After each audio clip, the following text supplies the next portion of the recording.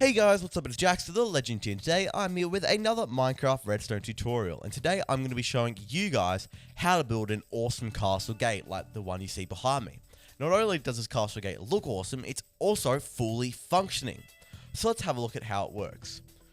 So if I hop into first person mode, I'm going to ask Wild to open up the gate for me because this castle is designed by her and it looks amazing.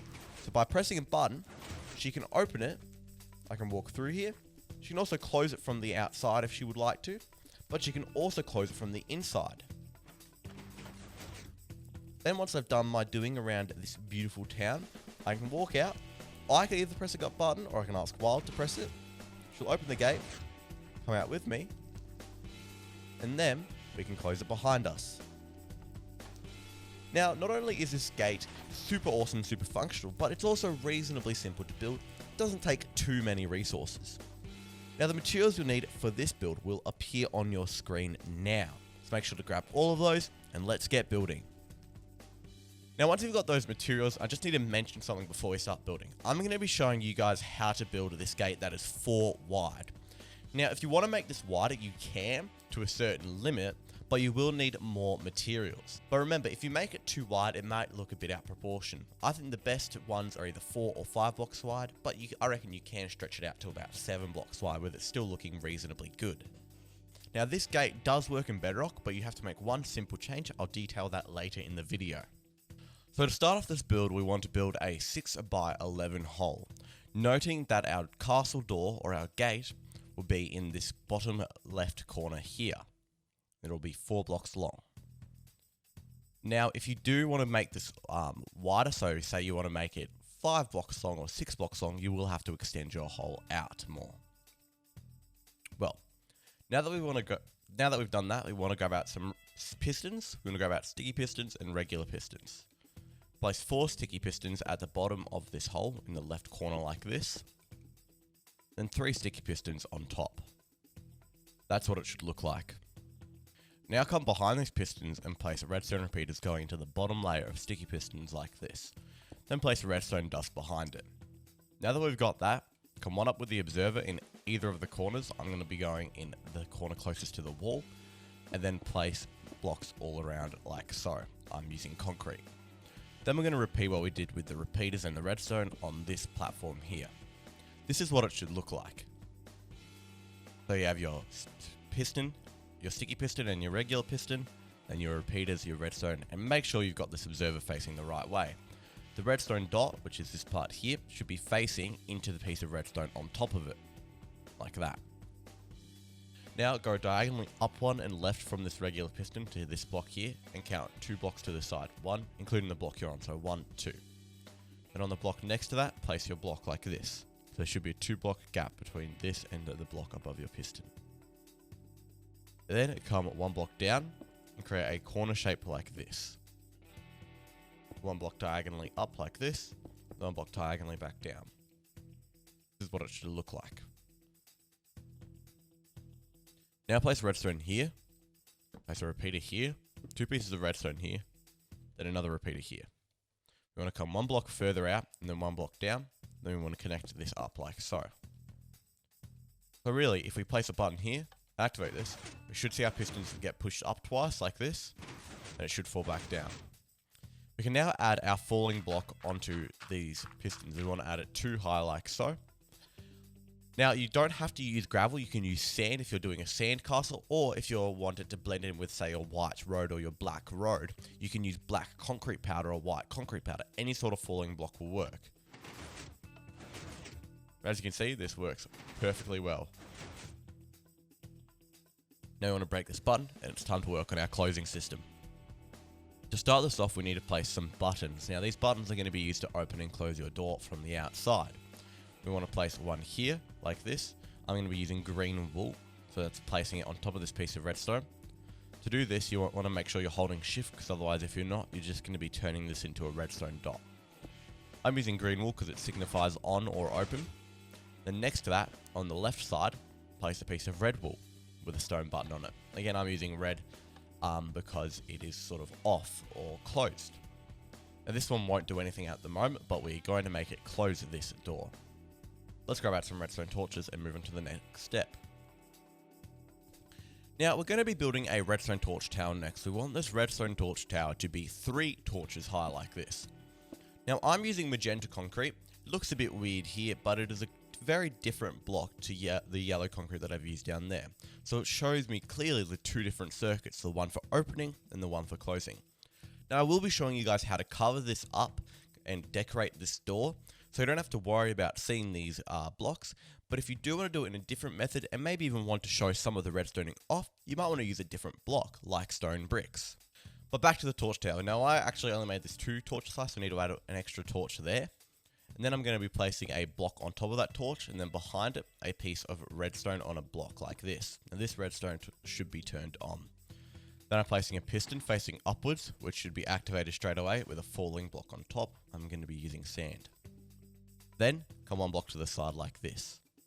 That's what it should look like. Now just a quick note, if you are in bedrock, you have to replace this piston with a sticky piston and place a redstone block on top of it. The rest is exactly the same. Now place a repeater coming out of this piston here on 4 ticks delay. Then create a diagonal shape like this, so 1 diagonally up and 1 diagonally down. Then come 3 blocks out and like this, 1 block further like that. On both levels. So it should be the same shape as the one below it. But as you come down, they all should line up, which they do. Now place repeaters on the back layer of both of these, facing into nowhere or facing towards the gate, with redstone behind them.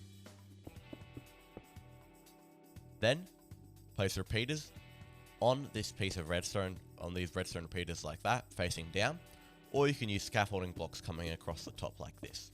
Either way, they need to be regular pistons facing down, and they should be in the correct placement. And a way of checking that is to make sure these repeaters, the top repeaters, are going into the sides of these pistons. Then break those blocks and place another set of pistons on that first row of pistons. Make sure these are regular pistons and not sticky. Now set these bottom repeaters to 3 ticks delay. You want to click these twice, like that. Now grab out your fence and the block you're building your castle with. And as you can see from these 2 walls, I'm going to be building mine out of stone brick. Create a 3x4 area here out of the fences, or whatever material I'm using for my gate. And then place across 4 blocks of our choice, which is going to be our castle blocks, like this. Now if we've done everything correctly, we should be able to open our castle gate like this, and close it. And you can't walk through it. Now you can use blocks other than fences here. If you were going for a more futuristic castle, let's just break these down. You could use something like end rods. Now although these might not actually stop mobs, it can just be a great way to decorate your base. Mobs can definitely walk through end rods, but it still looks great having a gate like that. You can see? It still works. You can really use any block there, as long as it's movable. However, remember, some blocks do allow mobs to still pass through it. But because I'm going for that authentic castle type, I'm actually going to be using fences. Now if you want to, you can mix in some fence gates. It's up to you. I think the mixing in of some fence gates can look actually really good. I'm going to be putting some in the middle just to put a bit of a difference in here, like that.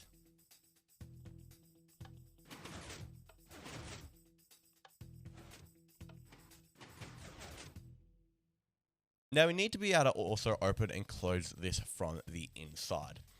There are multiple ways of doing this. The simplest way is to just add another button on both of the sides of these blocks. But if you want, you can set up some other mechanisms. The only thing you need to make sure of is that your redstone current is going into one of these blocks, like this. It has to have a repeater going into the block, and that it doesn't interfere with the other pieces of redstone.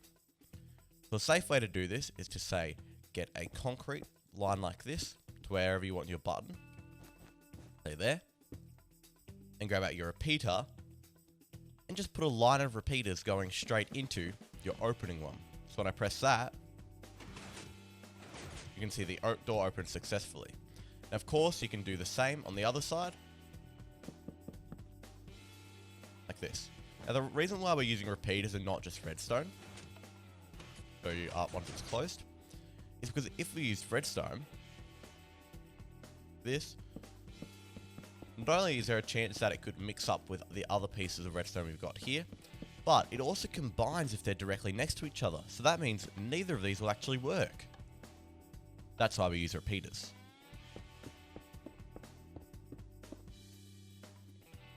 Now I'm actually going to be adding those buttons in later, just thought I would show you how to do them now. I always suggest to add them in later because once you've decorated your wall, you can clearly see where you want the buttons, where right now it's sort of a bit hard to choose that. So now it's time to decorate this. Now for those who want to just have a go at freely decorating it, just make sure you don't interfere with any of this redstone by putting a block, cutting off redstone, or stopping pistons from moving. The way I would do it is I would extend both of these walls out by one. Like this. You can make them however tall that you like. Of course, you want it to be as tall or taller than the gate itself. This way you can decorate it easier. Do this on both sides. Like this. Then you want to make a little sort of crevice around the buttons like that. Then come across here so we only have the gate showing when it gets closed. So I'm going to close the gate so we can see that. This, and I'm going to fill in all of this above it. Now on our actual world, we would extend this out to both sides, and then behind we're going to be doing the same thing. Now we have two options of doing this. We can just come one block out like this, on both sides, decorate it all the way up to the top, and have a bit of our redstoning showing. Now this can look really good, and it can just show a bit of the castle closing mechanism. Now if you don't want to show any of this redstone, just come another few blocks out like this, so you have a 3-block gap between your front wall and your back wall, and then come across and replicate what we did at the front. Now this way we're going to completely hide all of the redstoning inside the wall. And in lots of medieval castles you do have this big gap in the middle because you need areas for the soldiers to walk through, like this. As you can see, it's going to be completely hiding all this redstone from the outside. And then on the inside here, we just want to extend these out like this, and we're going to have a walkway and a walkthrough into it. Now here is where I would suggest choosing where you want your buttons to be.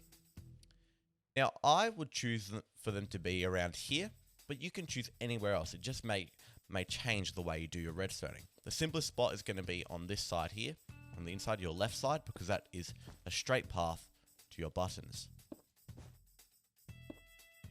We're going to do what I discussed earlier and place some blocks like this, get some repeaters out, and just feed them straight into there. And place buttons on this side. If you've done it correctly, when you press the button, the gate should open and close. That.